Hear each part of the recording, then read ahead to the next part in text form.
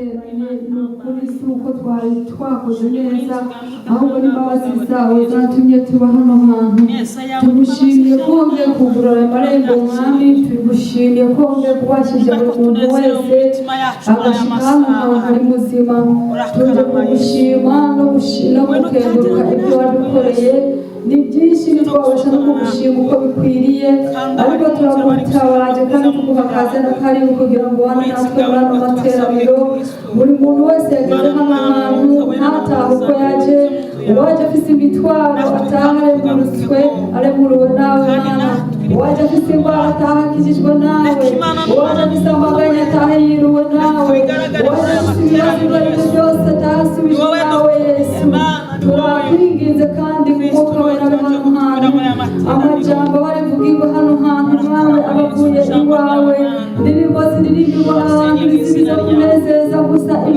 amajwi yacu ahubwo zibiza guhimbaza no gukuramya kandi cyane cyane twezesha amaraso yawe buri muntu wese yageze hano twezesha amaraso yawe uturabire muri ya maraso yawe niho tubasha kubabera abamama abapapa abana abasore abakuze bose basabiye kwezwa n'amaraso yawe ni ukuri utweze imyenda yacu yanduye dutahe yegejwe nawe wese intekerezo zacu wese ko twagenze kose tutaguhimbaziye ariko Mana ubane natwe muri byose turakwiragije kandi muri iki tugenderere ugenderera abantu benshi hirya no hino bateranye abera bo mu isi ahariho bari hose bateranye bo mu izina ryawe basanzwe urakoze kubona natwe mu izina ryawe ryera Yesu amen.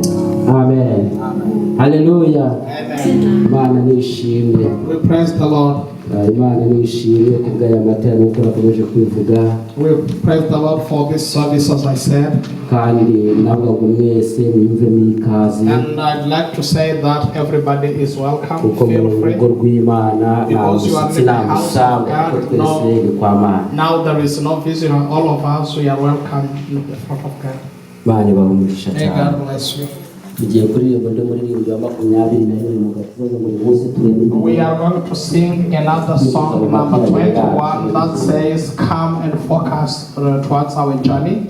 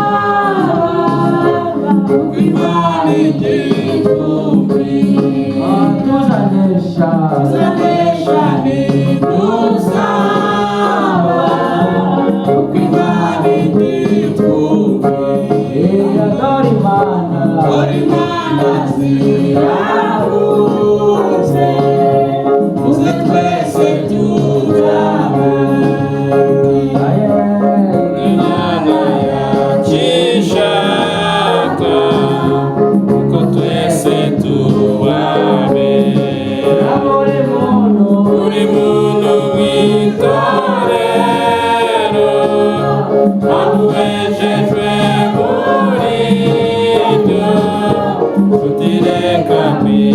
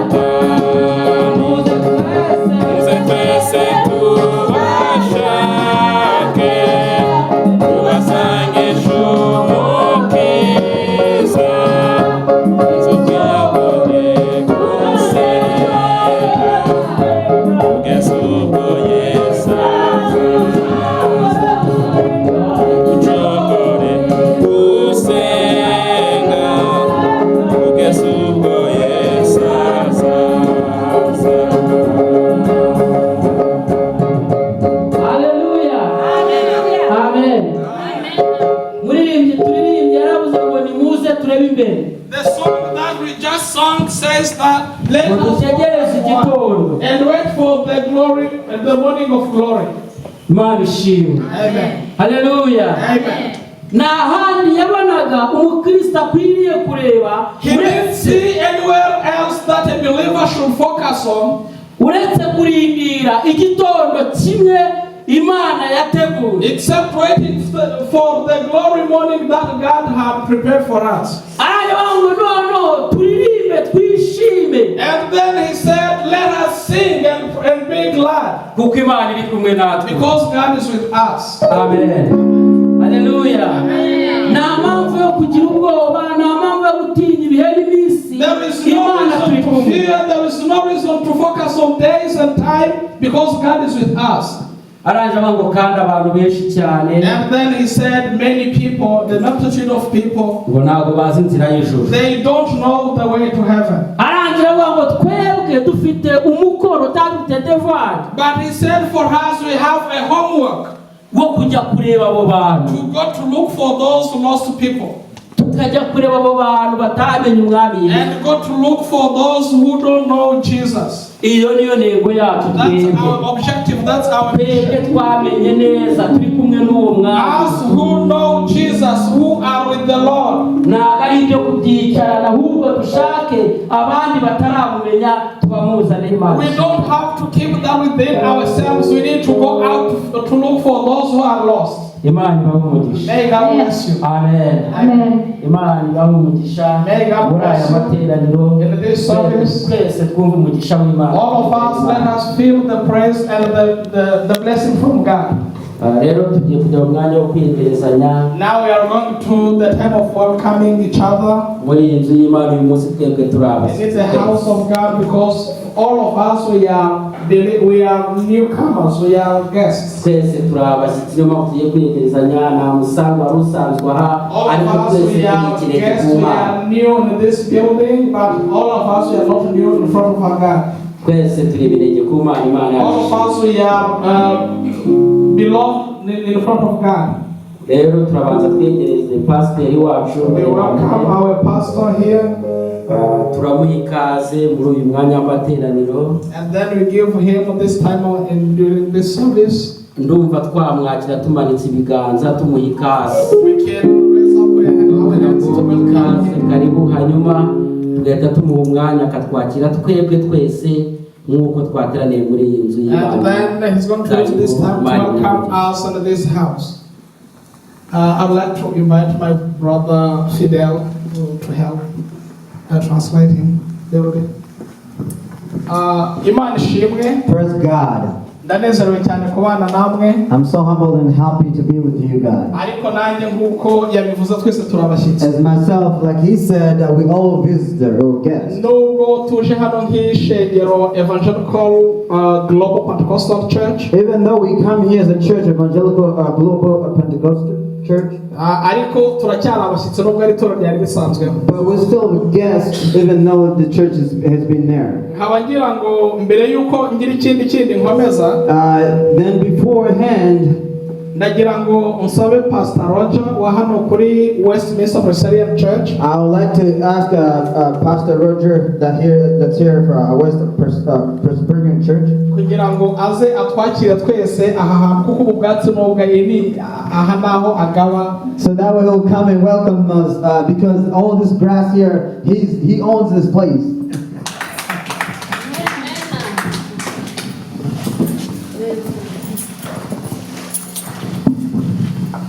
God owns it. We're just having a time here, and it's a blessing to have all of you. Imana irabugaba hano hantu hose ariko ni by'ingenzi cyane kandi byishimo cyane kubana namwe uyu munsi. My name is Pastor Roger. Izina ryanjye yitwa Pastor Roger.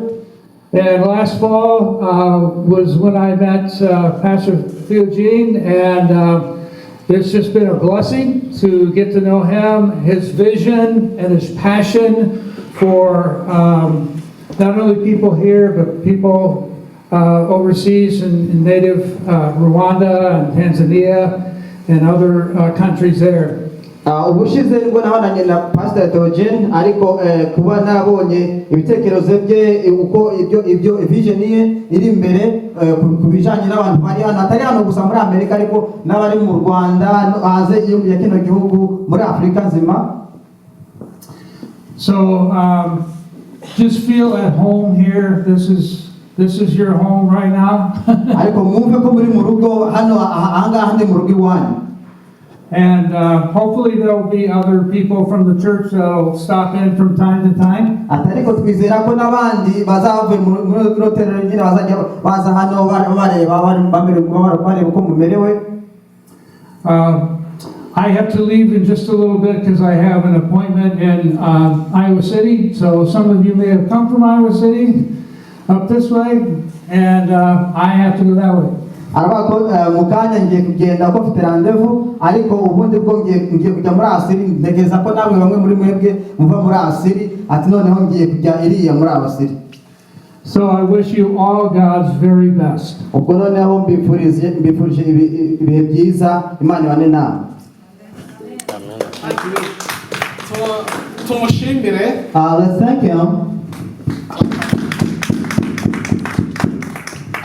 Nagira ngo mpamagare Pastor Paul nawe aze hano. And I want to welcome Pastor Paul to come forward. Mu gihe ari kuza hano Pastor Paul ni pastor wanjye. When he's on the way coming, Pastor Paul is my pastor. Ni inshuti yanjye. He's my friend. Akaba n'umujyanama wanjye, mentor. He's my mentor. Ni kuri nge ni byose nubwo umuntu yiyogeje gutya ariko n'umuntu ukomeye. To me, he's everything. Even though you see he's humble, but he's a strong man. Reka ubundi nakagombye kumwakira ariko nge nk'umwana nkaba ndi mu rugo nta rutugu rukora urusumba ijosi, reka musabe n'ubundi atwakire nubwo agaragara nk'umushyitsi nkatwe ko n'umubyeyi wanjye. So I'm going to welcome him even though, but I would have welcomed him, but let him welcome us. You know, the shoulder cannot grow and go above the neck, but you know he's on top of me. So let's have him say a word. It is so good to be here with you. I'm reminded of what the Apostle Paul tells us. We are to welcome one another as Christ has welcomed us. So this should truly be the warm heart of Africa represented here. Amen? Amen? This is the testimony. God has given us eternal life. And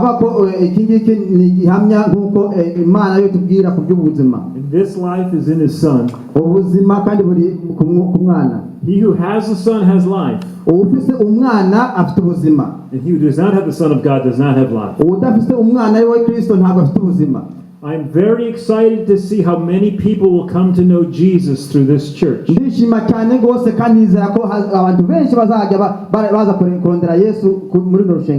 obedient and zealous for Jesus and His mission that He has entrusted to you.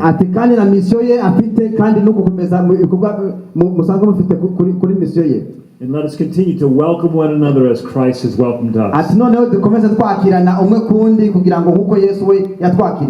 that warmth He's brought to our hearts to be spread to others because of what Jesus has done on our behalf.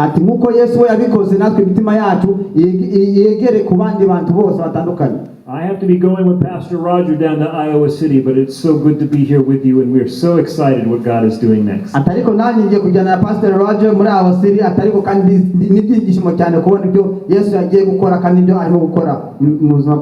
bless you all. Me talking about Pastor Paul. He's a pastor there at Grace Community Church in North Liberty. No pastor ari at Grace Community Church North Liberty. He is in charge of Global Outreach Task Force Department in that church. No kuvuga ko muri ruriya rushengero ni umupastori mbese yegera amenya uko ibintu byose bitandukanye ashobora agitagute outreach ku isi yose. In that Global Outreach Task Force, We have a department called multi-ethnic friends. turafite uruzanya department irimo yo kuvuga abantu batandukanye ku bantu b'inshuti. And at that church, I'm the leader of that department. Muri ya rushengero kuri yo department ngende umuyobozi w'iyo department. That's why I want to welcome him as my boss. Nicyo gituma nashatse kumwakira nka patron wanjye. And we are talking about how we can have partnership with the Grace and this church. Ubwo nayo turimo kuvugana kugira ngo turebe ko dushobora kugira imishikirano iri hafi kuri Grace na rushengero. If you see me making a mistake, call Pastor Paul, because I'm a member of Grace Community Church. Nimubona ndimo nkora ibintu bitameze neza muragerageza muhamagare Pastor Paul kuko nanjye nduwo muri ratorero. May God bless you, my pastor. Nuko Imana yagiye pastor. Thank you, Pastor Red. Now urakoze cyane I know pastor. how much effort you put on this. Ndazi ibikorwa wakoze cyane kugira ngo mbese tugere hano turi uyu munsi. May God bless you. Imana ibahe cyane. And we'll try to be faithful to you and to God. Ubwo nzagerageza kumwizigirwa kuri wewe n'Imana. Amen. Abandi namwe mwese ndabakiriye. And I welcome all of you.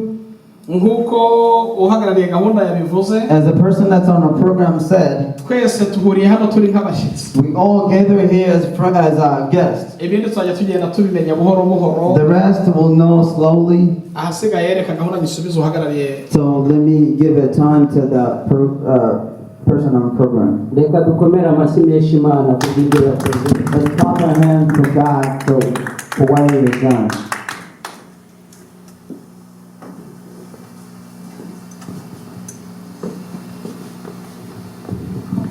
Amen. Haleluya. Amina. Ushimiye Imana ku bwa byose iri gukora cyangwa se ku bwa byose ikoze, kandi twese nk'uko nabivuze turi hano muri iyi nzu y'Imana ubu ntabwo tukiri abashyitsi ahubwo twese twabaye abasangwa. Amen. Haleluya. Twese turi abasangwa, twese turi mu nzu y'Imana, icyo ushoboye ugikore. Haleluya. Uko umuhamagaro urimo wose wake muri wowe, nanjye wake na mugenzi yake, birarushaho kugenda bidufasha kwinjira mu isi y'umwuka neza. Amen. Haleluya. Imana ibahe umugisha. Tugiye guha umwanya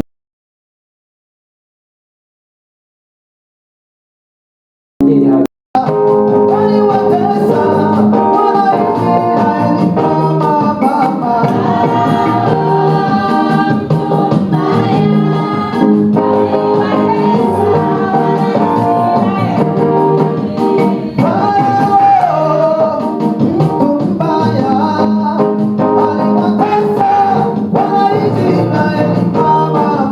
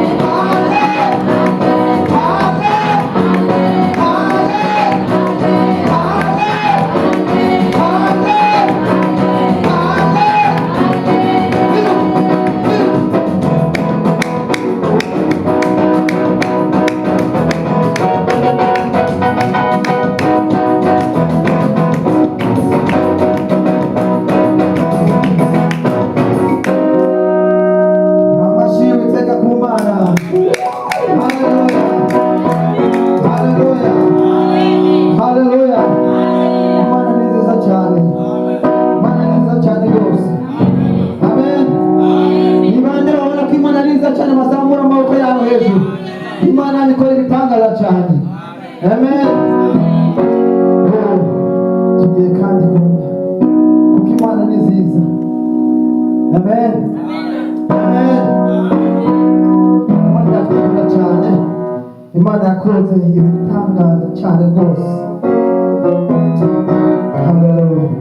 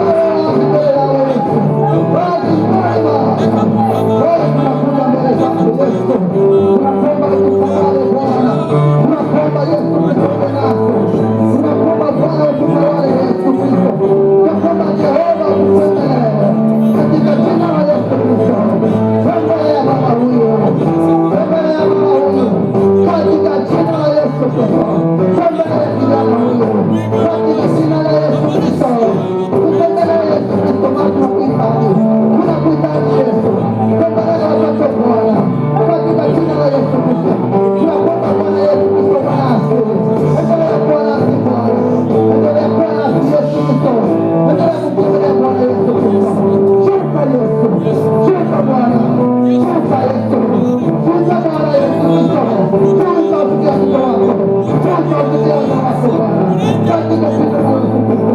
Kwa siku hii ya leo Bwana Yesu Kristo, tunakuhitaji Bwana, tunataka kuona uwepo wako Bwana, tunataka kuona uwepo wako Bwana, katika jina la Yesu Kristo. Sasa Bwana, Roho Mtakatifu, endelea kuwa nasi Yesu, endelea kutembelea Bwana, katika jina la Yesu Kristo. Haleluya, haleluya, haleluya, haleluya. Bwana, watembee Bwana Yesu, kwa jina la Yesu Kristo. Haleluya, haleluya, haleluya, haleluya, haleluya,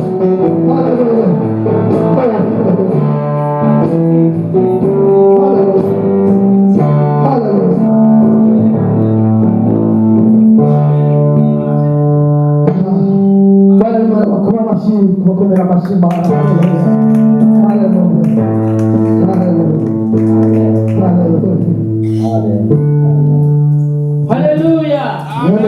Amen.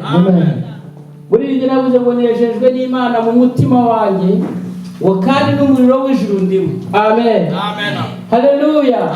Tunejejwe n'Imana muri uyu mwanya, yuko Imana yacu ari Imana yumva gusenga. Amen. Tunejejwe n'Imana mu mitima yacu, yuko ari umutunzi w'imbabazi. Dawidi niwe wigeze yandika ijambo rimwe muri Zaburi ya 36, Roma waho hanyuma aravuga ngo Imana ihimbazwe yitanze kumva gusenga kwanjye. Amen. Dushimiye Imana kuko yumva gusenga kwacu, twe tutari neza kumva gusenga kwacu. Haleluya. Tunejejwe n'imbabazi z'Imana. Imana yacu ihabwa icyubahiro. Imana niba umugisha cyane. Amen. Tugiye muri rimwe twitegura kumva ijambo ry'Imana. Muririmbyi wa 207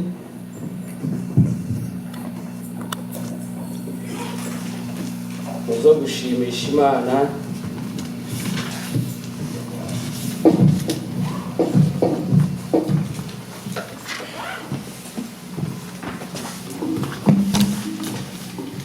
Dukoreshe 205 ngo bari intambara nziza. Urwanira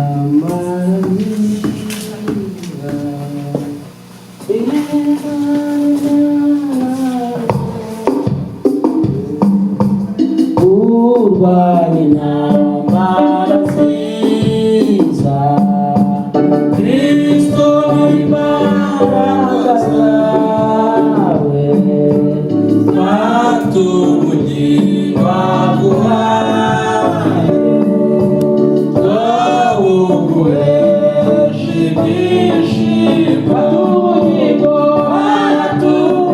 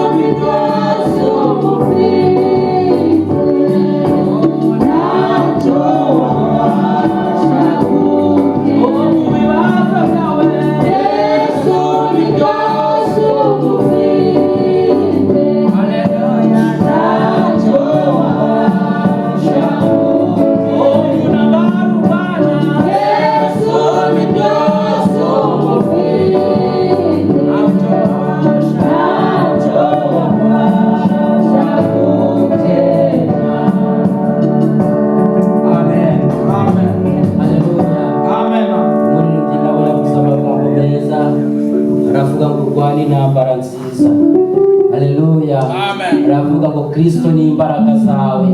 Bicara ngo ntabwo ari twebwe turwana, ahubwo harwana Kristo muri twebwe. Amen. Amen. Nta mpamvu yo kugira ubwoba, nta mpamvu yo guterwa ubwoba, ahubwo Kristo niwe mbaraga zacu. Amen. Icyo dusabwa ni ukurwara intambara nziza tukamwiringira. Aravuga ngo wabushijwe kwiganyira, aravuga ngo wizere ubuntu bwe gusa uzabona ko urukundo rwe rwo rutubeshejeho. Imana nishe. Amen. Ngiye kwinjira mu mwanya wo kumva ijambo ry'Imana, mu mwanya wo kumva icyo Umwami yateguye mu ijambo rye yandikishije. Twumva pasiteri ayitugezeho, reka dusabe Eric asenge mu mwanya tugiye kwinjiramo. Imana ibahumugishe. Imana yacu, Imana igira neza, uri umutunzi w'imbabazi, uri Imana dukunda, uri Imana igira ibambe. Imana ushimwe, Imana natwe tugire neza, uduhe umugisha wawe Mwami Imana. Muri aka kanya tugiye kumva ijambo ryawe Mwami Imana, imitima yacu ifungukire cyane kuryumva, kandi Data ufashe umukozi wawe umurengere ntaba ari we, ahubwo Data buje Imana imvugire uri mu ijuru asamura rero mwiza. Cyubahiro n'ikuzo ni ibyawe mu izina rya Yesu. Amen. Gatoya turebana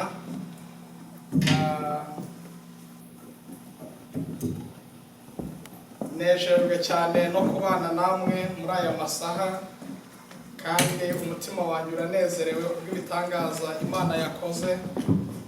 Ntabwo twari tuzi ko turamuka ku bwacu dupanga nk'abana b'abantu, ariko Imana yo ubwayo niyo ifite urufunguzo rw'ibizaba. Yesu ashimwe.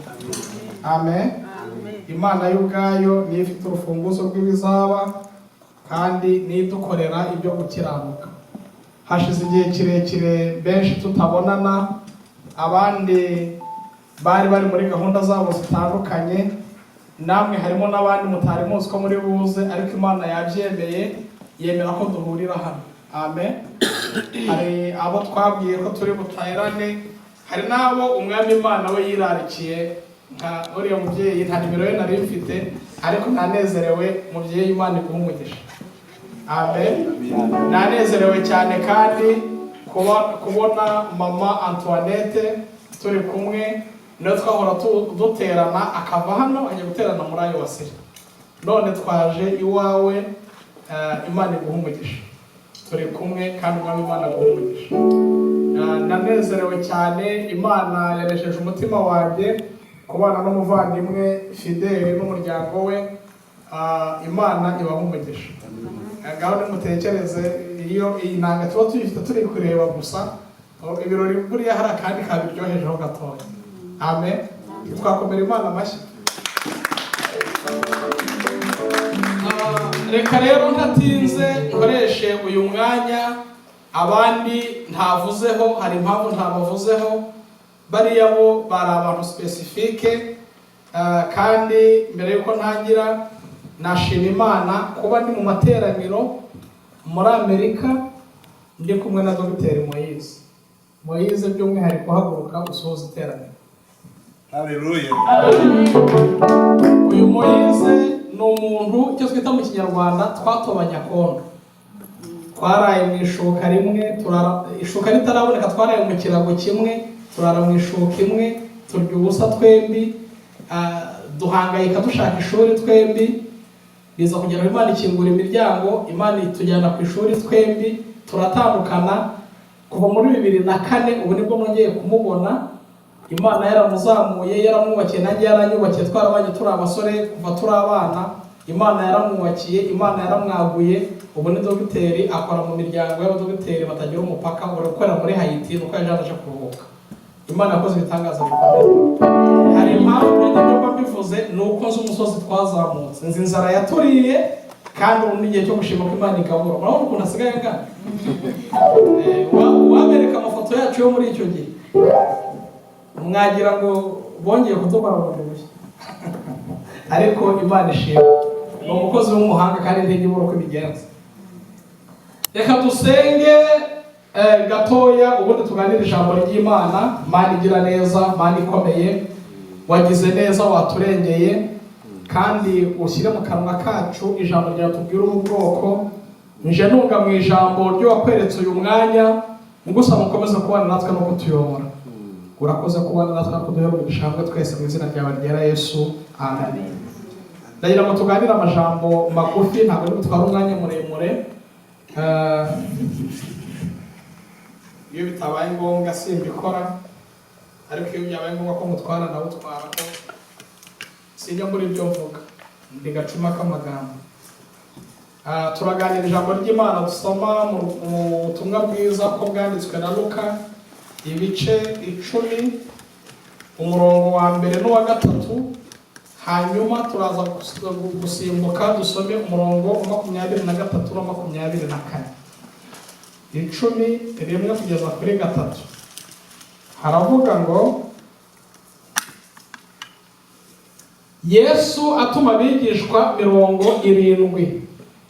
Hanyuma y'ibyo umwami Yesu atoranya abandi 70, atuma 2 ngo bamubanzirize bajye mu midugudu yose naho yendaga kujya hose. Arababwira ati, ibisarurwa ni byinshi ariko abasaruzi ni bake. Nuko mwinginge nyiri ibisarurwa ngo yohereze abasaruzi mu bisarurwa bye. Nimugende, dore batumye mumeze nk'abana b'intama hagati y'amasega.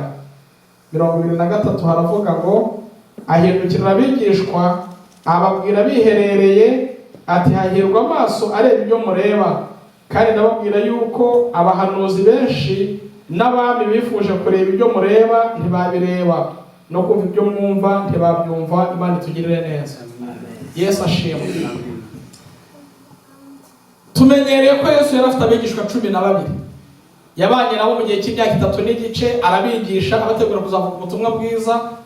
Ariko ari hafi gutandukana nabo, yateguye abandi tutajya dutindaho twebwe nk'abakristo mu buryo busanzwe, abandi 70. Iyo bajije abantu ngo Yesu yari afite abigishwa bangahe, baravuga ngo ni intumwa 12. Haza kuvamo Yuda, hasigara 11. Nyuma Yuda aza gusimburwa n'umunsi zikomeza kuba 12. Ariko Bibiliya itwereka neza ko Yesu yari afite abandi 70. Batari muri babandi bamukurikiraga, ahubwo abandi 70 we yatoranije. Nk'uko yatoranije abarya 12, yagize igihe cyo gutoranya abandi 70. Arangije abagaburamo imirwi cyangwa ibice, abatuma 2. Amen. Hano nkiri kuri iri jambo abatuma 2, ni uburyo butwereka ko mu murimo w'Imana hakeneye imbaraga. Byari byoroshye yuko kugira ngo agere ahantu henshi icyarimwe yari gutuma umwe, akabatuma abantu 70 batandukanye, ariko yashimye kubatuma 2. Yesu ashimwe. Amen. Arangije arababwira ngo nimugende. Igitumye ntoranya abandi 70 biyongera kuri 12 nuko ibisarurwa ni byinshi ariko abasaruzi ni bake. Mu by'ukuri abasaruzi bari bake? Ntabwo bari bake, ahubwo abasarura babikunze, abasarura nk'uko Yesu ashaka, abasarura mu buryo Imana yari yarateguye, abo ngabo bari bake. Kuko iyo aza gushaka hari benshi bari baramukurikiye, ariko barya bamukurikiye abenshi bari bafite impamvu zabo. Hari abamukurikiye kubera abazuriye abantu bari bapfuye, hari abamukurikiye kubera bariye imigati bagahaga, hari abamukurikiye kubera ko yabakijije indwara, hari abamukurikiye kubera akoze ibitangaza bakamwizera. Ariko hari n'abandi yarebye aravuga ati, abangaba bo bagomba gukora igikorwa cyihariye. Yesu ashimwe. Amen. Hariya ku murongo wa 23 na 24 arababwira ngo ndababwiza ukuri. Akimara kubwira abo 70, barya 70 yatoranije, noneho barya yamaze gutuma 70, yari afite abandi 12 ariko twebwe dukunda guhagararaho cyane. Arabahindukira arababwira ngo ndababwiza ukuri, abami, abakomeye n'abahanuzi bifuje kureba ibigi bimwebwe mureba, ariko ntibabibona. Amen. Amen. Kuki yahamagaye 70 akabagabanya imirimo akabatuma, ariko yamara kubatuma babwiye muri rusange agahindukira abigishwa birukuga 12. Iyo tuvuze abigishwa ni barya 12, babita abigishwa kuko bahoranaga nawe igihe cyose, akabigisha, yarangiza akavuga ibyo bagomba gukora mu buryo bwihariye. Impamvu yagiye akatuma 70, yarangiza agahindukira 12 akabwira ngo ndababwiza ukuri, yagiraga ngo ababwire ngo murareba abangaba 70 biteguye kuba bagenda. Intumwa n'abahanuzi cyangwa abandi bababanjirije bose ndetse n'abandi bifuje kureba abangaba mureba barabibona. Kuko iyo baza kugira ayo mahirwe, Eliya ntabwo ari guhagarara munsi y'umusozi ngo ajya munsi y'igiti yifuje kwiyahura, kuko yabonaga ngo mu Isiraheli hose nta wundi muhanuzi n'umwe wari usigaye uretse we. Niko we yibwiraga. Iyo aza kumenya ko hari abandi batumwe biteguye gukora umurimo, biteguye kuwupfira, ntabwo ari kujya kugeza ikikerete, ntabwo ari kujya munsi y'igiti cy'umurotemu witegure kwiyahura.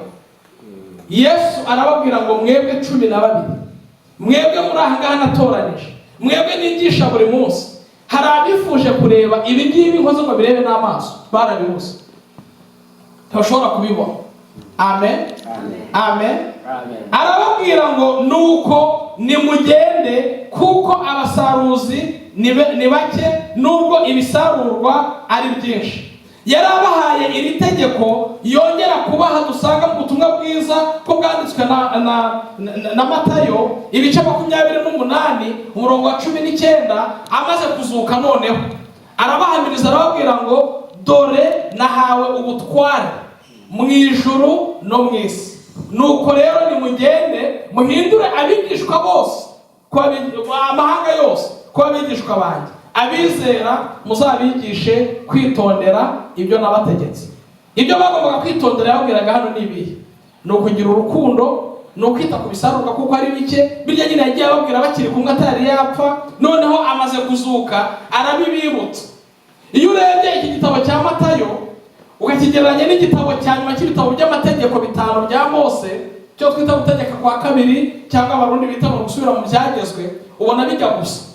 Mose yajya gutandukanya n'Abisiraheli yabibukije amategeko, arababwira ngo mwibuke yanzira yo mu butayu, mwibuke iyo muri kugenda mukajya iyo muri kujya nimumara kurya mugahaga ntimuzibagirwe. Yesu nawe muri 28 hano Matayo amaze kuzuka, ikintu cya mbere yakoze agiye gutsezera ku bigishwa be, yabibukije ibyo yari yarabigishije kera. Amen. Ni ibitabo bibiri biheza ibindi bitabo runaka cyangwa ubutumwa runaka, ariko bifite intego imwe, bifite icyo bigamije kimwe. Yesu arababwira ngo nuko mugende mubigishe kwitondera ibyo nabategetse. Arangije arababwira ngo abazemera kubikurikiza ibyo nabategetse muzababatize. Amen. Muzababatize. Kubatiza ni iki? Ni ukwemera gupfa ubundi ukazuka. Nibyo twebwe twita umubatizo, ariko niyo ntego cyangwa niko biba byanditse. Arababwira hajya ku murongo 23 twabonye, arababwira ngo mwebweho murahirwa, muri abahirwe, muri abanyehirwe, kuko hari benshi bifuje kureba ingibi mureba ntabwo bigeze babibona. Hari abifuje, n'ubu ngubu natwe turahirwa, tuvuge ngo turahirwa. Amen. Kuko uyu mwanya dupfusha ubusa, uyu mwanya dukerensa, uyu mwanya batwingingira, uyu mwanya tubona nkaho nta kamaro ufite, hari abo wifuza kuba bajya ahantu bakicara bagasenga, ariko babibuze.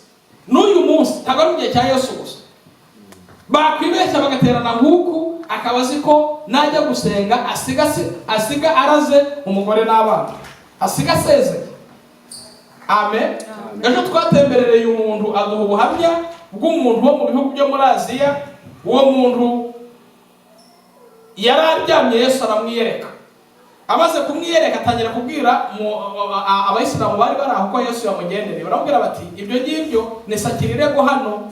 Baramufata baramubwira bati tugiye kukubamba tukwice tugukereye kuko wazanye Isa mu miryango y'iwacu tutamwemera. Arabwira ati njyewe ntabwo ndi umukristo, murambora ubusa. Njyewe nkurikira Yesu, ntabwo ndi umukristo.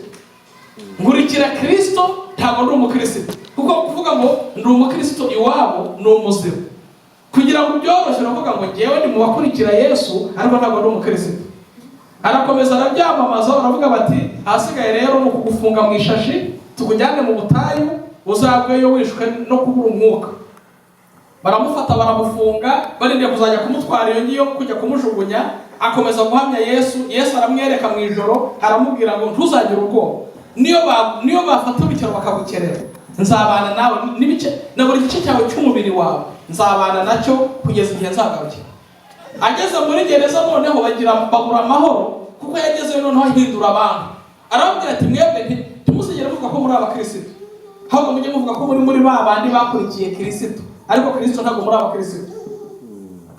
Urumva aho umuntu agera akaba azi ko niyemera ko yakurikiye iyi nzira agomba gupfa, ariko twebwe tubyatura ku mugaragaro ko dushaka ni ukwinginga. Ni nko gushitura imodoka yashize bateri, ugasunika imodoka z'iwacu murazibuka, wagera ahantu yakuzima mugahamagara abantu aho mutuye ngo mujye inyuma musunike, mugasunika. Nibwo Ubukristo dusigaranye iki.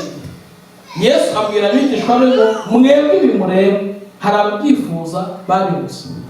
Asigaye rero bene data, nimureke twicare tumenye neza ko ibisarurwa ni byinshi ariko abasaruzi ni bake. Iri jambo Yesu yavuze narihuza n'ijambo yavuze ari ku musozi muri Matayo 25 uhereye ku murongo wa mbere kugeza kuri 23, aho yavuze umugani w'abakobwa 10. Yavuzemo ngo 5 bari abanyabwenge, abandi 5 bari abapfu. Abapfu ni ukuvuga ngo nta bwenge bari bafite.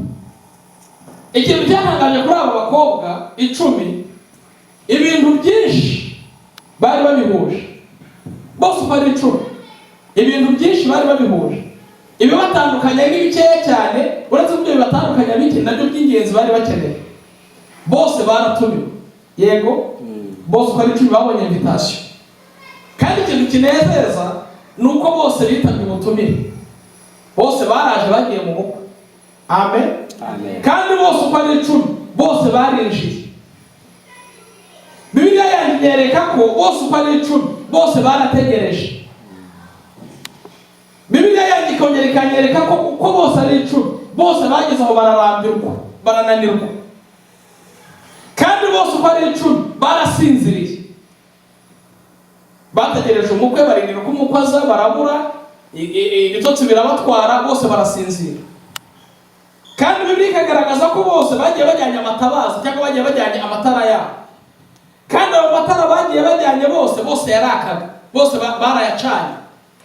Bageze aho noneho igihe cyo kuryama kigeze, bose barayazimya, barisinzirira, barasinzira. Kandi umukwe aje, bose bumvishe akaruru, bumvise umukwe ahamagara ko yaje. Kandi ikintu gitangaje bose barakangutse, kugeza aho bumva bose batabihuza.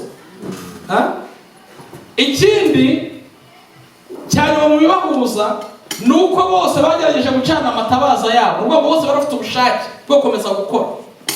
Ariko ikibatandukanya ni kimwe, ni uko 5 b'abanyabwenge bari bafite amavuta ya reserve, bari bizigamiye amavuta.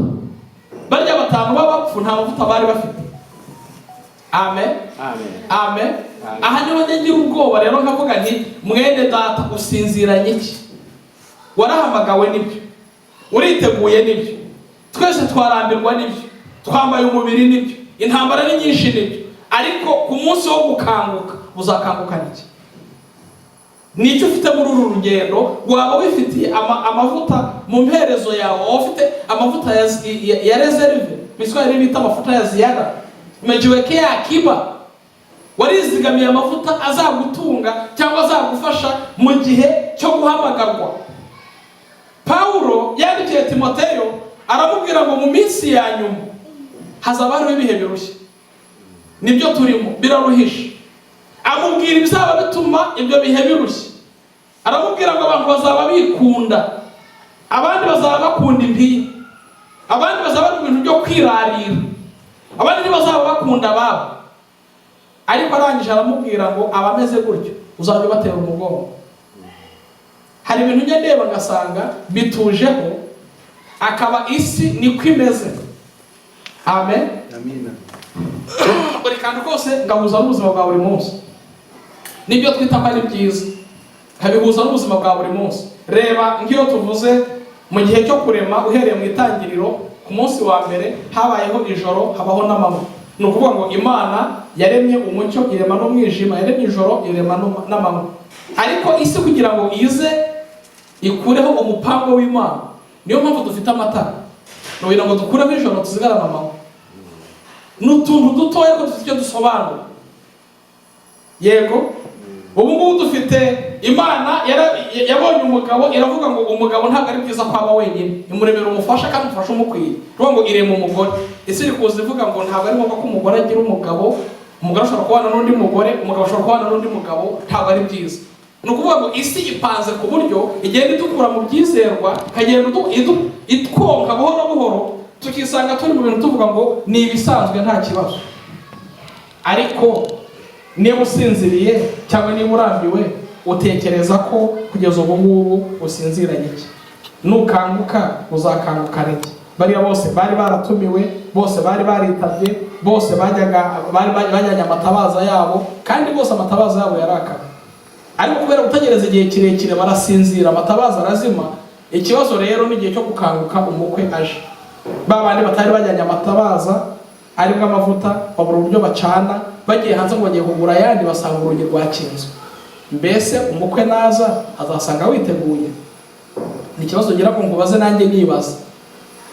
Yesu yabajije abigishwa be muri Luka 18, ababwira umugani w'umuntu wakundaga gutitiriza umwami utarubahaga Imana ntakunde n'abantu.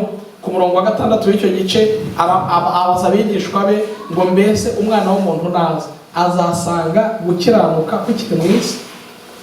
Mwe mubona naza azasanga tugikiranuka? Mujya mubibona?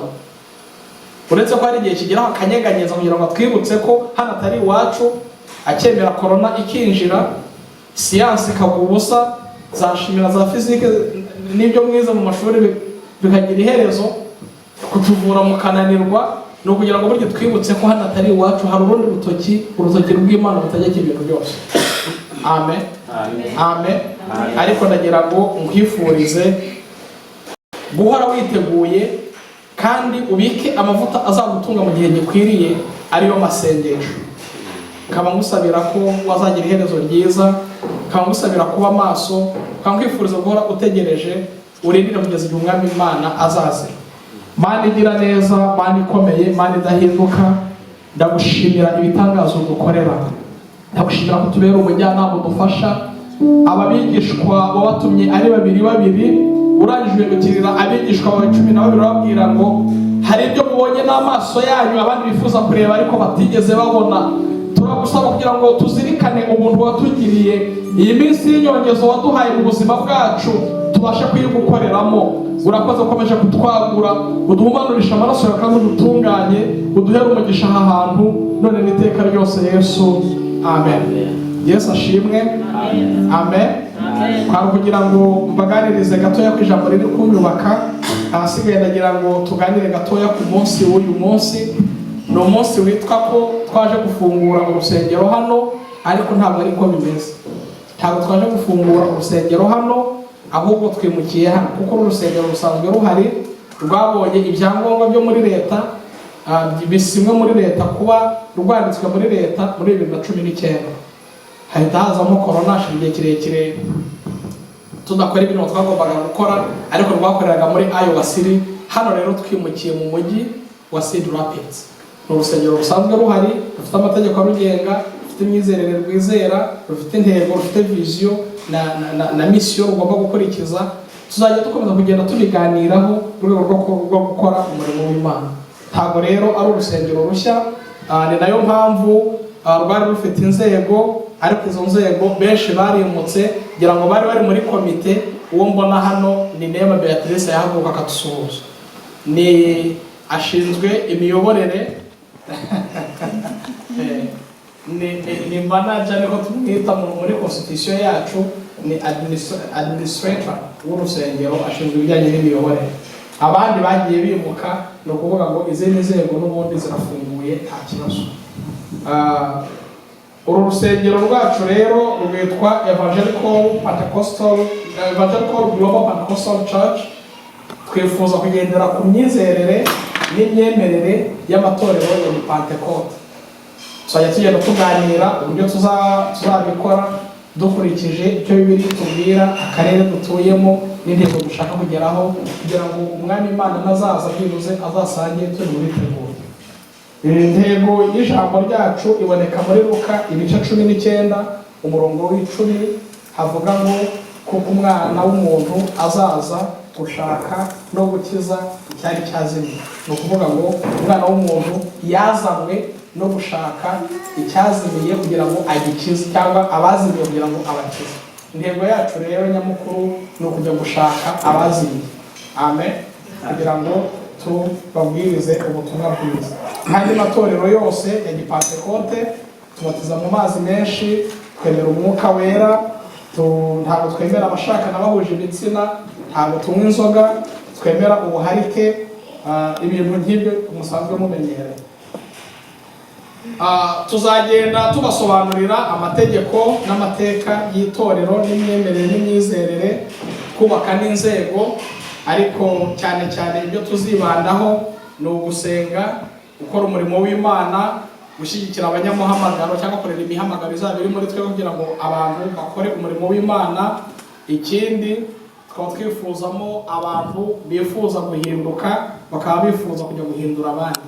Niyo mpamvu tuzakora, niho tuzajya duhurira cyane na rwa rusengero mwabonye rujya Pastor Paul mu bijyanye na discipleship n'ibya mission, kugira ngo training abayobozi, dukore amasemina ajyanye n'ubuyobozi n'abantu bifuza kujya guhindura abandi. Kandi twarabitangiye hariya kuri Grace, dufite amahugurwa turi gutegura azatangira ku itariki 18 z'ukwa 10 arangire kuri 27 z'ukwa 11.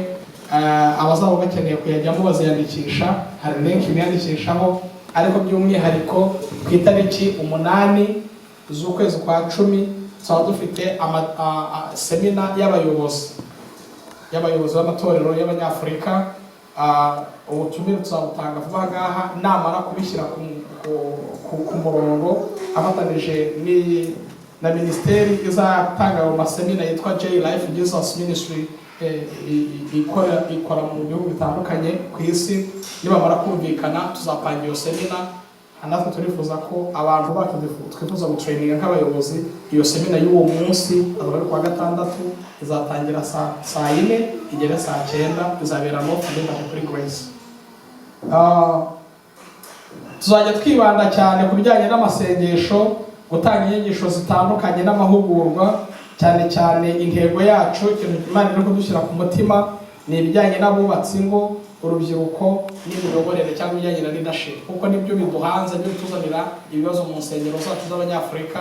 Ni ibintu ubona binyeganyega. Imiryango yacu ikeneye inyigisho, urubyiruko rwacu rukeneye guhugurwa, n'abayobozi bacu dufite cyangwa bifuza kujya mu buyobozi bakeneye kwiga, bakamenya ibyo barimo, bakabisobanukirwa. Turashyira imbere cyane umuntu wumva ko akeneye kwiga, guhugurwa, kwigira ku bandi cyangwa kwigisha abandi. Tuzagirana ubufatanye cyangwa partnership niko tubyita n'itorero rya Grace Community Church, ariho uyu Pastor Paul asengera. Turacyari kuganira byerekeye no kunoza imikoranire hamwe nabo, ariko ni ibintu twavuganye igihe kirekire kandi bizagenda neza kugira ngo tugire natwe abo dushobora kuba twakwitura twagize ikibazo cyangwa dufite ibituzazaniye, aho twagisha inama. Twamaze igihe kirekire twiga kuri iryo torero kugira ngo turebe niba rijya guhura byibuze n'imyizerere yacu, dusanga nta kibazo rifite. Bamwe muri mwe hano murarizi, kandi bamwe muri mwe hano mwarahageze, ntacyo ritwaye. Ubwo rero turacyari kuganira ku bijyanye n'imigenderanire yacu n'iryo torero. Muri make rero tubahaye ikaze, natwe twiha ikaze nk'uko uhagarariye gahunda yabivuze. Twese turabashyitsi hano muri uyu mujyi, ariko ntiturabashyitsi mu murimo w'Imana. Wiyumve ikaze, umuhamagaro waba ufite wose wumve ko uri free gukorera Imana uko ubyumva, bijyanye na Bibiliya, uko wifuza gukorana n'abandi. Duhaye ikaze imihamagaro yose, ariko nabwo tugenda tubiganiraho tunabivuga. Ntabwo tuje hano kugira ngo tuze kuba intambamyi kandi masengero asanzwe ari hano. Ntabwo tuje gusahura amashengero, ntabwo tuje gusenya amasengero. Umuntu uzaza akaba afite imiziro aho asenga, cyangwa twumvikane n'ubuyobozi bw'aho yari asanzwe asengera. Ni ukuvuga ngo buri muntu azajya aza ari umukristo, kuko nanjye nakwimuka nkajya ahandi, ariko ukaza uri umukristo mwiza. Hano ntabwo tuzahahindura indiri yo guhungiramo, ntabwo tuzahahindura agahora umuntu akora ibyaha aho yari ari, cyangwa yitwara nabi akavuga ati n'ubundi kwa hariya kwa Bateogene hariya nabonye batangiye bakira cyakeneye abantu, uko mwamfata kose bahita ngiye baranyakira. Hari cyane cyane nko bazajya mu nzego z'ubuyobozi, hari principe z'ubuyobozi umuntu agomba kuba yujuje. Nibyo bidutera intambara, ugasanga umuntu hariya bamuhagaritse aje hano, yamara kugera mu kumwakira atanavugana n'ubuyobozi, hanyuma ugasanga tugiranye intambara hagati yacu n'amatorero. Muzajya mubona kenshi amatorero ya hano muri Cedar Rapids, ndabyizera kandi nzi ko Satani bizamugora kubyivangamo, ndabyizera tuzagirana imigenderanire myiza. Kubw'ibyo rero uyu munsi ntabwo ari umunsi wo gufungura, ahubwo ni umunsi wo gusengera hano kugira ngo Imana ihatugabize. Amen. Tuzagira igihe tuzafungura urusengero, sibyo? Tuzagira igihe nitumara kwiyoruganiza, tumaze kubona abantu bari hano ni bande, abifuje gukora imirimo ni bande, hanyuma dutumire inshuti zacu n'aya matorero duturanye, tubwire duti ntimutwikange, nitwe mujya mu tuvuza ingoma hariya muri iriya building, baze dufatanye gushima no guhimbaza Imana. Ubwo rero nkaba ndangije mbashimira cyane ko mwabaye hano, shimira n'Imana iduhaye aha hantu, ni ahantu heza cyane, ni n'ahantu hanini. Hari n'ahandi hanini kuhasumba hari dukeneye kuhakorera naho twahakorera. Yesu yarahaduhaye, aho tuzakunyuza ikirenge hose hazaba ari ahacu. Amen. Igisigaye rero nimukenera, hagize umuntu ugira ikintu akenera hano, akeneye ngo afite nk'akabazo mu bijyanye na hano muri iyi building, dufite mama Antoinette hano, arahamenyereye. Iyi building kugira ngo nta kona n'imwe atazi, azajya tuyobora aho twagize ibibazo kuko hano arahamenyereye, asanzwe hano. Kubw'ibyo rero Imana ibahe umugisha, mukomeze kurarika, mukomeze gutumira, mukomeze kuvuga ubutumwa, kandi mu bavuga ubutumwa beza, tugire uruvugiro rwiza kuri uyu mudugudu, tuhagirire umugisha. Twe kuhazana umuvumo, twe ku biciro by'imigani, ahubwo buri muntu tube abifuzwa n'abandi bantu, duhinduke tubashe guhindura abandi. Niko Yesu yabwiye Petero, yabwiye abigishwa be, Satani yabasabye kugira ngo abagosore, ngo bagire ubwoba, ngo ariko ahindukirira Petero aramubwira ngo wowe humura, nagusengeye, numara gukomeza ukomeze bagenzi bawe. Natwe rero nimureke dusenge duhinduke, iyo tumara guhinduka tujye guhindura abandi. Amen. Umuntu atanga icyo afite, nitudahinduka ntituzahindura abandi. Imana ibahe umugisha. Reka ngeze aho ngaho, umwanya ngusubize uri kuri gahunda. Nibyo nari mfite kubaganiriza, keretse waba ufite icyo ashaka kumbaza, keretse tukajya mu bibazo byo mu rusengero, ariko uyu munsi ntabwo ari serivisi y'urusengero, ni uguhora ngo dusengera aha hantu. Aho ufite ikibazo yabaza, nta kibazo yakibaza, karibu tuguhaye ikaze guhagarariye gahunda.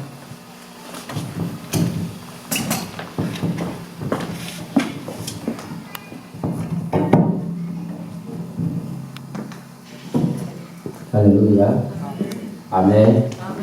Pastor arakoze ku magambo meza tuganirije ijambo ry'Imana.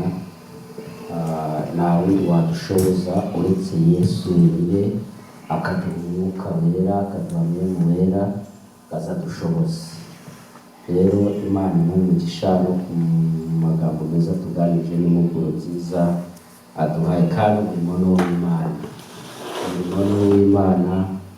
Imana niyo nyir'umurimo. Iri se katari ishyaka, katari koperative, ni umurimo w'Imana. Nitugira umwete wo kuyumvira izatugirira neza. Amen. Amen. Rero Imana twese ikomeze kuduha umugisha, twese Imana yashoboje kuboneka mu by'Imana no kumva amagambo y'Imana. Tugiye kugera mu mwanya n'ubundi wo kugera n'ubwo twababaza ko twateranye, kuko guterana kwera baba yitwaje ituro kugira ngo atabisubizayo, kugira ngo tugere mu mwanya wo gutura. Rero mu mwanya tugiye kwinjiramo, Moyiza tugeza kara kameza, hanyuma turirimba indirimbo y'120.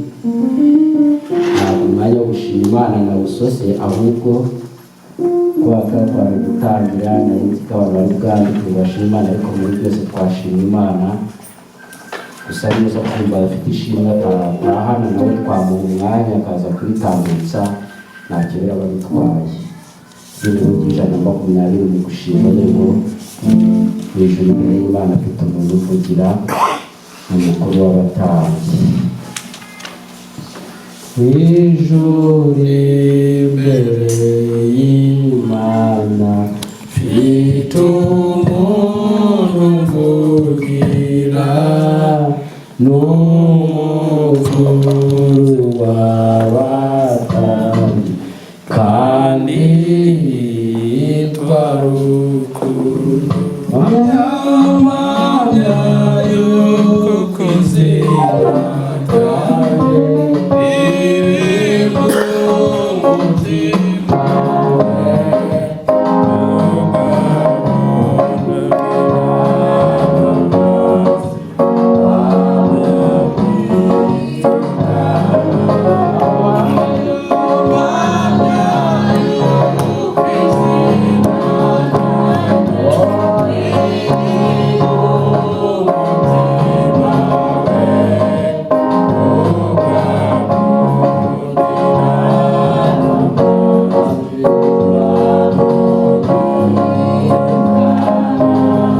Satani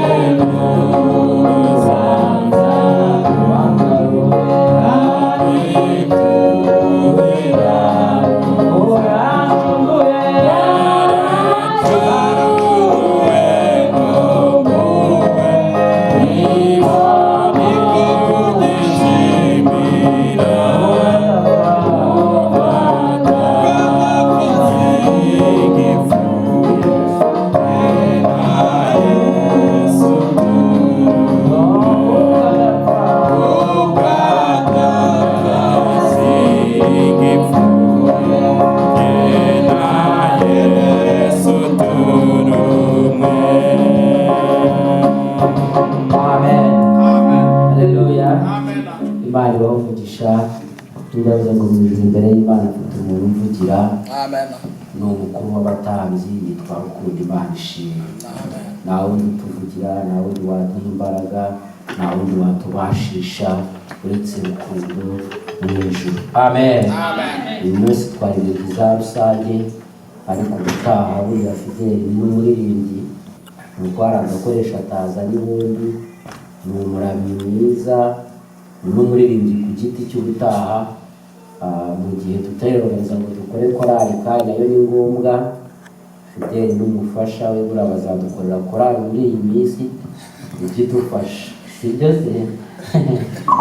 Ntacyo bitwaye, ni abaririmbyi beza, indirimbo zabo ni abaramyi, bazajya badufasha. Rero umurimo nibafatiyeho natwe dufatanyije. Rero n'ubundi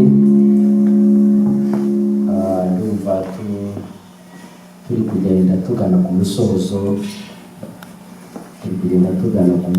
n'ubundi nta gahunda ndende yabonetse n'uyu munsi, ariko kandi nta na gahunda yasimbutse. Byose hamwe byafatanyije no kutuzanira ibyiza kandi twagize byiza no mu mutima. Icyo nkundira Imana ntabwo rero ubwinshi bw'abantu, ahubwo ireba umuntu. Amen. Haleluya. Imana ireba wowe, ikareba njyewe. Ntabwo ireba ko turi mass popular twuzuye ino sare, ahubwo ireba wowe, ikareba nanjye, ikareba intego yatuzanye, igafasha imitima yacu. Imana ishimwe yuko yiteguye kutugirira neza no kudukomeza, natwe tukajya gukomeza abandi. N'ubundi tubona pasiteri aza tugezaho amatangazo akurikiyeho, icyumweru kizakurikiraho aze no kuza kudusoreza. Imana ibahe umugisha.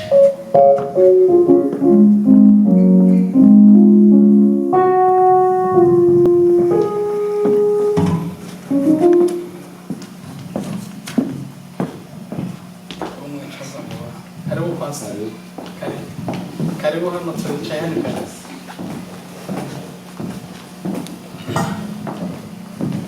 Yesu ashimwe. Mbere yuko ngira ikindi mvuga, reka mbonereho guhita niyegereza Pasiteri Muhoza John, reka ahaguruke n'ubundi aturamutse. Amen. N'umufasha we ari hariya inyuma, nawe ahaguruke nawe turamutse. Mama Nasa, karibu. Imana ibahe umugisha. Karibu mwicare muruhuke.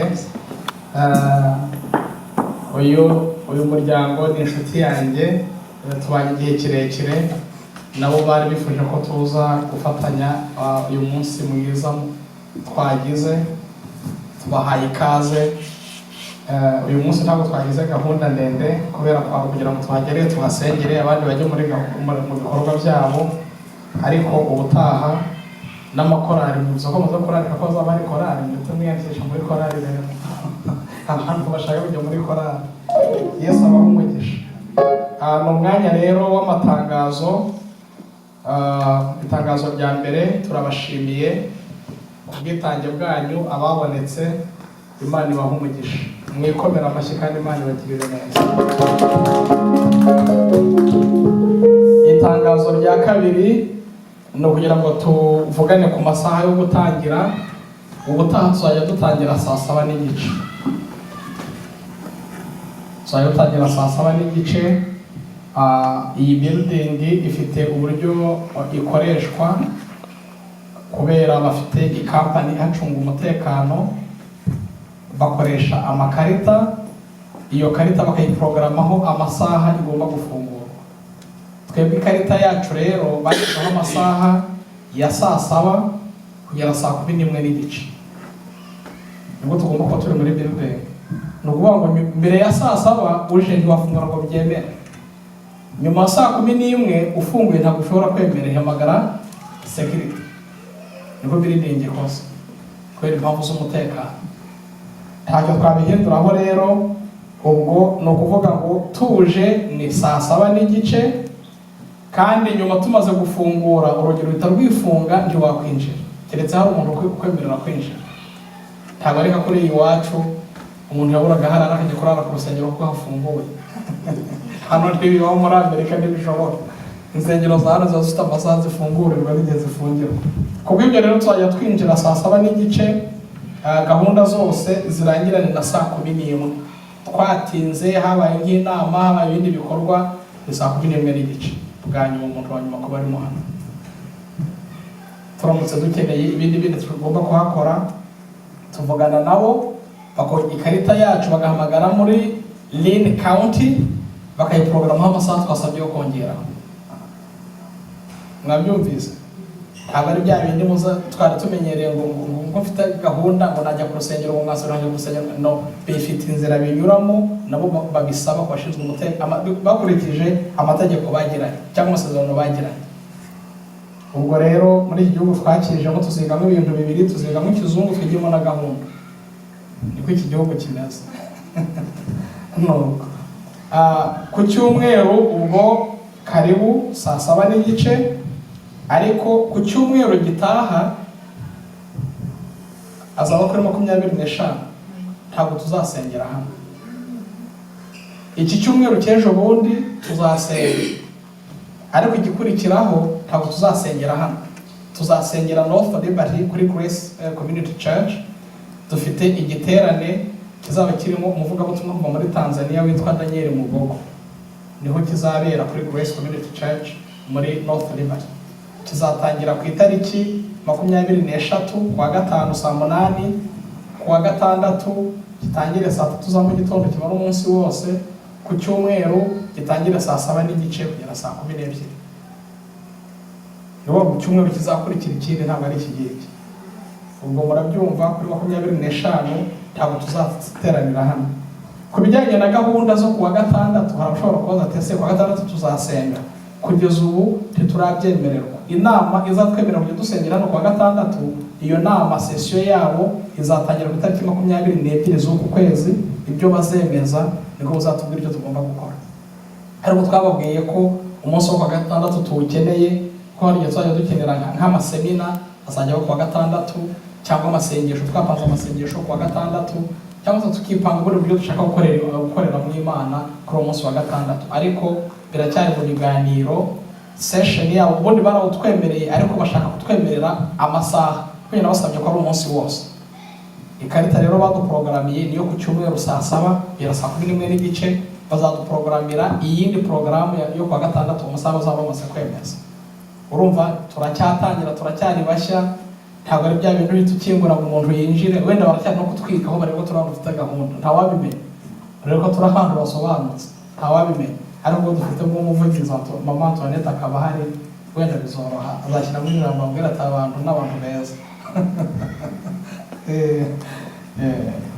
Nuko ubwo rero murabyumvise, amateraniro ataha ni saa 7:30, ariko ku cyumweru gitaha tuzateranira hano. Tuzakomeza gahunda y'amasengesho, dukomeze semina y'abubatsi ngo, dukomeze amasemina y'urubyiruko, dukomeze n'amasemina y'ubuyobozi nk'uko nabivuze kare, kugira ngo dukore umurimo w'Imana nk'uko bigomba, nk'uko tugomba kuwukora kandi uko twahamagara. Sinzi rero niba hari irindi tangazo abantu baba bafite, ariko mbere y'uko ndangiza gahunda y'amatangazo no kugira ngo mvuge iki ngiki ku bijyanye n'amategeko agenga urusengero, ho tuzagira igihe dufata nko ku cyumweru twateranye tuvugane gusa ku byerekeranye n'amategeko y'urusengero. Yego, kugira ngo nta bantu batagira amategeko abagenga, kugira ngo tutazajya dusitarana, tugororwe n'amategeko. Imana ibahe umugisha, nagusubiza gahunda. Bansabye ko n'ubundi nsoza, nongeye gushimira Pastor Muhoza John, karibu. Imana iguhe umugisha, nzi ko ufite ishyaka ry'umurimo. Aha niho twimukiye, kuko nabikubwiye, aha niho turi, kandi ndanezerewe, uri inshuti nziza, waje kudushyigikira. Nzi ko mu gitondo ufite izindi gahunda n'ibindi bikorwa bindi, ariko kuba wahageze byonyine bigaragaza ko wari wabizirikanye. Imana iguhe umugisha. Uyu munsi twashatse gukora amateraniro magufi, kugira ngo twereke abantu ahantu dusengera, ubundi tuhasengere, hasigaye gahunda zose zikomeze. Karibu hano ni iwawe, iri ni itorero ryawe, uhawe ikaze kuza kuvuga ubutumwa, bagufate nk'umubyeyi mu rusengero, ni umupasiteri mwiza cyane kandi nawe ufite ishyaka ry'umurimo w'Imana, ukunda umurimo w'Imana, tuguhaye ikaze. Rero mu rwego rwo kurangiza ndagira ngo duhaguruke twese tuzamure amasengesho yacu twereka Imana aha hantu, tuhasengere, tuhereke Imana izi nkuta, izi ntebe, aka karere, Imana ihatuganiza twese hamwe nk'umuntu. Muhaguruke dusenge Imana. Ugimbere Mana isumba byose, ngero umunyantege nke, sikora ubimubwira, ntabwo ufite na ngerane. Ugimbere, ugimbere, mbere ingoro inkingira, Yesu mbere ingoro inkingira, nta muntu ubirize mu isoko y'amazi y'ubugingo, unyoboza umuriro n'igicu, muzirikana mu ijuru. Mbere impamba, mbere impamba, igirunga mu nzira, igirunga ngana mu ijuru. Ningera, ningera ku nkombe yarwa ruzi, uzampe gutinyuka. Amazi maremare y'urupfu, nyamukenge mu ijuru. Nzaririmba, nzaririmba, nzaririmba indirimbo zishimwe, indirimbo zigusingiza. Mana igira neza, Mana ikomeye, Mana y'imbaraga, tuzamuye amaboko tuyatunze ahera tugushimira. Wagize neza, unezeza imitima yacu, waraturinze twongerera igihe cyo kurama, natwe tukuzaniye amashimwe. Tukweretse uyu mwanya uduhaye, ahantu uduhaye, uhawe umugisha, ukomeze kuhagura, ukomeze kurarika, ukomeze kwigaragaza, ukomeze kutubera Imana, utubere umutabazi, uturinde kwiyobora, uduhe kugendana nawe, utujye imbere muri byose, udukomereze amaboko, uduhe ubugingo kandi uduhe imbaraga, uduhe kunesha, uduhe kugendana nawe. Ubane natwe muri uru rugendo, urugendo rugoye, urugendo ruruhishe. Utugirire neza, utwegeshe amaraso, utugirire neza, uturengere, uduhe imbaraga kandi uduhe kunesha. Uyu mujyi turawukweretse, ureke tuba umugisha muri iki gisagara. Uduhindure amaboko yawe, uduhindure ibiganza byawe, uduhindure akanwa kawe, tugendane na Yesu gutabara abandi. Niko umuririmbyi yavuze ngo abajyana na Yesu gutabara abandi, ngabo nibo bazagabana umugisha w'Imana. Reka tubone uwo mugisha, umugisha wo kugukorera, umugisha wo guhindura abandi, umugisha wo guhezagira abandi. Mana tugirire neza, reka imbaraga zawe zitugote. Umugisha ababyeyi, umugisha urubyiruko, umugisha abubatsi ngo, umugisha abayobozi, uzakandagiza ikirenge hano wese tumusabiye umugisha. Uzaza hano wese azaba umugisha kandi azaba umukozi wawe. Uduheze ibikoresho wishimira.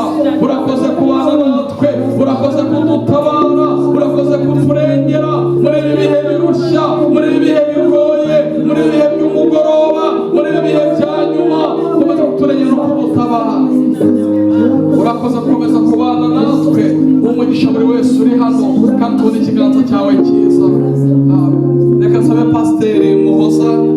adusengere aturagiza Imana, yereka Imana gahunda zindi ziri imbere muri iki cyumweru, anadusabira umugisha dutandukanye. Mana mu izina rya Yesu Kristo w'i Nazareti, dushimira kuri uyu munsi mwiza kuba twataramiye ahantu, imbaraga zawe n'ubutware bwawe byo byabikoze. Turabizi ko kuba bipanze igihe kirekire, kandi Mwami Yesu turagushima kuko waturonkeye umwanya, tukaba dusanze bose bahagaye mu ijambo ryawe, bamamaza neza n'urukundo rwawe. Twongeye kandi kugushimira kuba watangije n'abatangiye kuva kare, ariko ijambo ryiza ritubwira ngo batangiye guhera mu gitondo kugeza abagenga bose bahirwa ibihembo bimwe. Turagushimye kuko Mwami uyu murimo ushirikire kandi uheza imbaraga, buri muntu wese umuheza urukundo n'ubushobozi n'ububasha. Twongeye kuvuga ngo tugiye gutandukana ahantu, emera ubane na buri muntu wese, aho tuja hose ubane natwe, inzira zose dufata zose ujane natwe, kandi dukomeze kandi tugenderere. Ubutambutse kandi guhura tuzahure tumukuriro. Abantu bose uzobaronkera umwanya kandi uzobaronkesha imbaraga z'iwawe. Murakoze kubikoze mu izina rya Yesu, amen. Murakoze, Imana ibamugisha mu gihe gakuru y'Imana. Yemwe tugiye gufata ifoto ya hamwe twese. Bitte frère, amakuru. Bana filime. Abakozi baranimwe. Amakuru ni.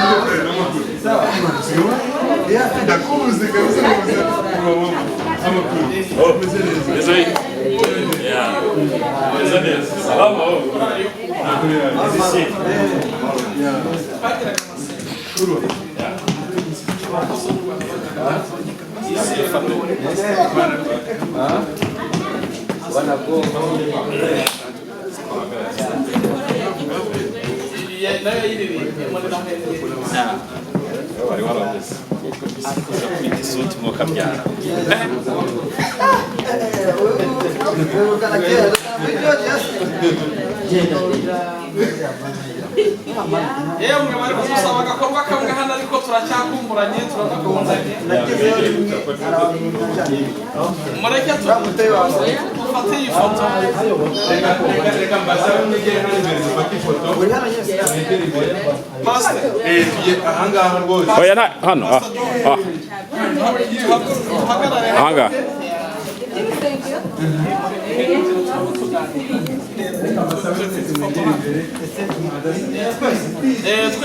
Ya, mwegeremo hano gute. Ya. Emma. Ya, ni rusange.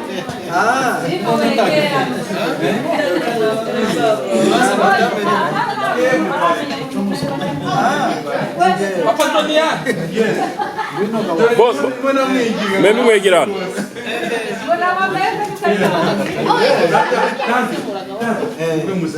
Oya bari bagiye kure, mugiye kure.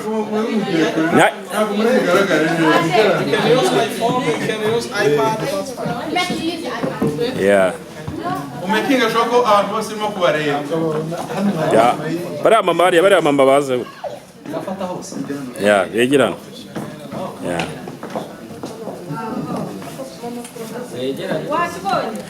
Ya, dusabe pasiteri avuge ijambo ku bw'umuryango. Ya.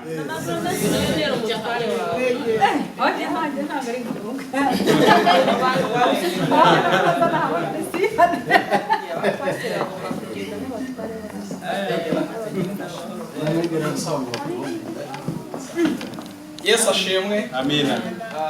Twongeye kunezererwa uyu mwanya Imana iduhaye, nakanya ko kunezererwa Imana ko tuje gutangira muri uwo mujyi wa Cedar Rapids. Aha ndizera ko tuzakora umurimo kandi mukomeze kurarika n'abandi, namwe mwumve ko mubohokeye gukora umurimo w'Imana, uko Umwami Imana abashoboza, uko Umwami Imana abahamagara, icyo Umwami Imana aguhamagarira kugikora ugikora. Amen. Niko Mariya yabwiye abigisha arabwira ngo icyari bubategekeye mu gikora, iyo bataza kugikora ntibari kunywa vino yagomba kubakorera. Imana ibaha umugisha kandi mukomeze kugirana urukundo hagati yanyu kuko nicyo Pawulo yavuze ngo inshuti zaba kibura mu minsi ya nyuma abantu bazabura urukundo kubera kwikunda no kwirebaho gusa ariko twebwe tubitorero rirangwa n'urukundo cyane icyo Yesu yabwiye abigishwa be arababwira ngo nimugirana urukundo niho bose bazajya muri abigishwa banyu ntabwo yababwiye gukora ibitangaza byinshi gukundana gusa murakoze Imana ibaha umugisha. Amen.